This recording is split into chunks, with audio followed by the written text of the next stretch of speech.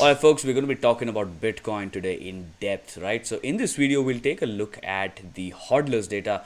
We'll then jump into the open interest in the small time frames.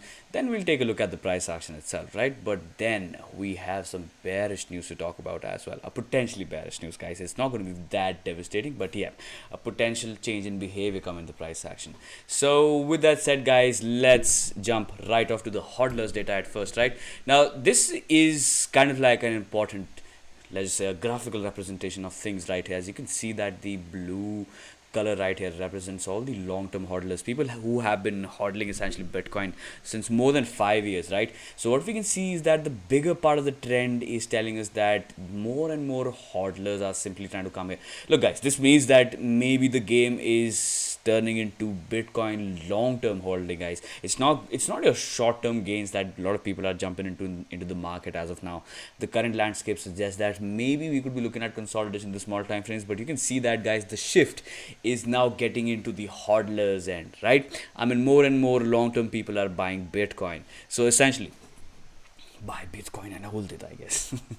Buying Bitcoin and holding could be a potentially a good looking idea in the coming days, guys. Now in this, well, you can dig deep into the block. You can certainly talk about crazy amount of things happening in terms of this data right here, but I do feel that, guys, look, we have to talk about the perpetual open interest as well, right? Because with this recent leg to the upside, we saw that the open interest also took that little leg up, right? You can see, guys, right here, since 5th of November all the way towards your 8th of November, we had a good looking spike in the open interest as Bitcoin took the previous all-time high. So technically, and in terms of your futures open interest data, this is telling us that the move is real, right? The money behind this move is certainly real, guys. Now this is what this data is telling us as of now.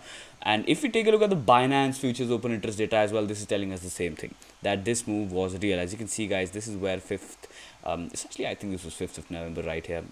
Was it 5th? Yeah, 5th to 7th of November. This is where the momentum started growing up, and as we took that leg to the upside, the open interest also shot up, which means that market participants are interested for real, guys.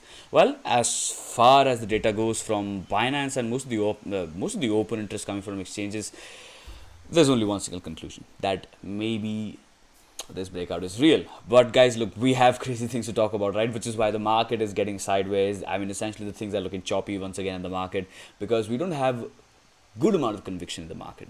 That is why we're going to be talking about the overall bid and asks data coming from all these spot exchanges as well.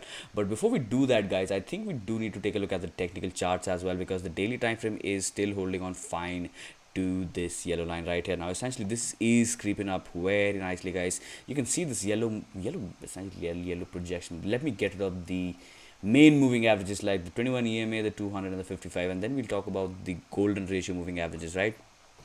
So what is happening is that this moving average is also catching up, guys. This is going up very fast in the market, which is a good news for Bitcoin, guys, which is why I think essentially as Bitcoin kind of spends a lot of time right here above $66,000, this yellow moving average will kind of catch up to the price action, which will keep on reinforcing this zone, guys. Essentially your support zone will keep on going to the upside potentially as we speak right here. I mean, potentially as we wait for daily candles to close, this yellow line will keep on rising to the upside. So essentially this tells us that maybe the risk management will also keep on shifting to the upside. All of your stop losses in the market will also keep on shifting to the upside as we keep on spending some time right here. Now essentially Bitcoin going sideways onto these levels is a good news, but Bitcoin could potentially start getting volatile in the market, because this is, well, it's just a matter of time, guys. It's a simple matter of time, right? I mean, every single time you see this, let's say, a crash in volatility, we are kind of greeted with crazy amount of stuff happening in the market once this resolves to the upside, because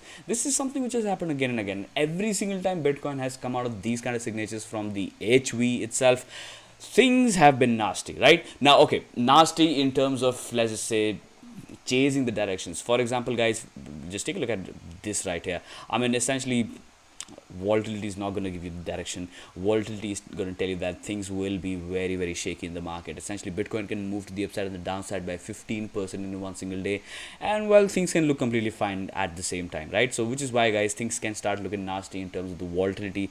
And what do we have right here in terms of the risk management? If we talk about this entire zone to the downside, we do have a 10% range, guys. Bitcoin can simply stay in a 10% range bound situation and still be okay in the structure. I mean, the structure is completely fine as of now. We are completely looking at your a technical line, a diagonal trending line resistance breakout as well, plus your yellow projection moving average is kind of saving the price action as of now. So well, the dynamics are fine because we are above 58,000 zones as well.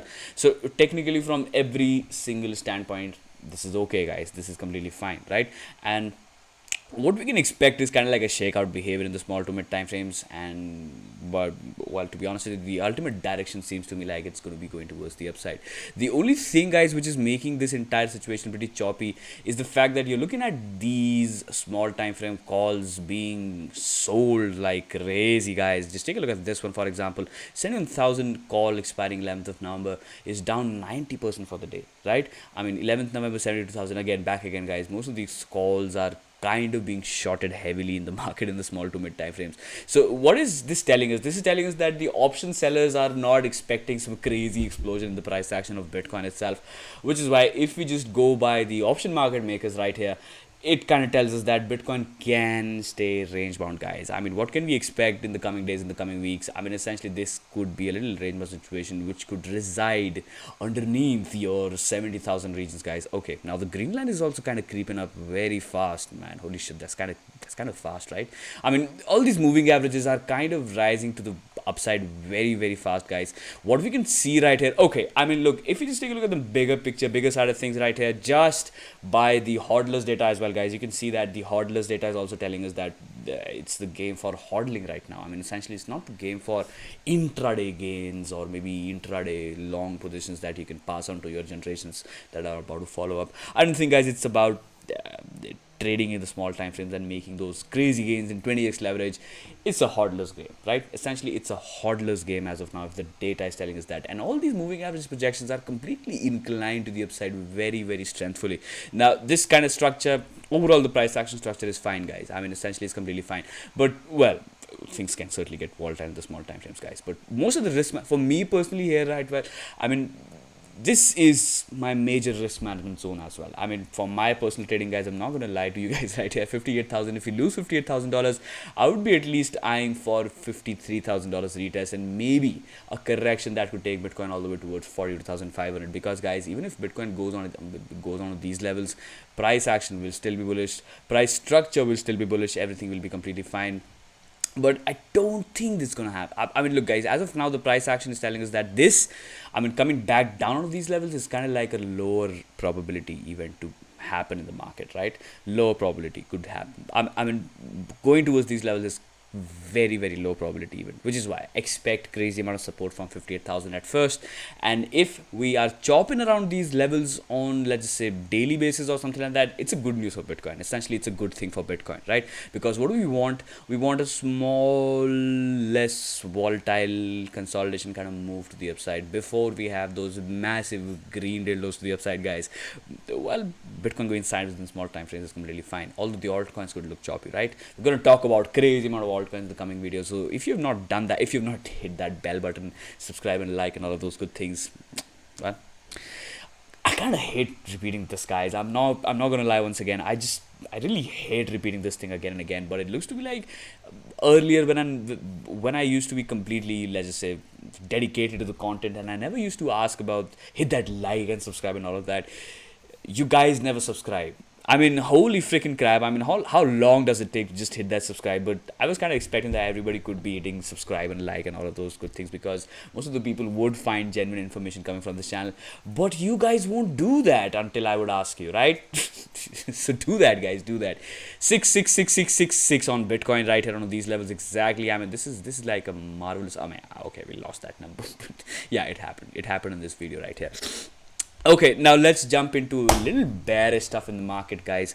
Okay, what is happening is that this is data coming from CoinMarketFlow once again. I mean, another website which I really like, guys. This also gives you good analysis, to be honest with you, right? So what is happening is that you can see the signature right here, guys. Essentially, whenever the bids, they do start rising as a whole, that means that market is coming towards the buyer zone, guys.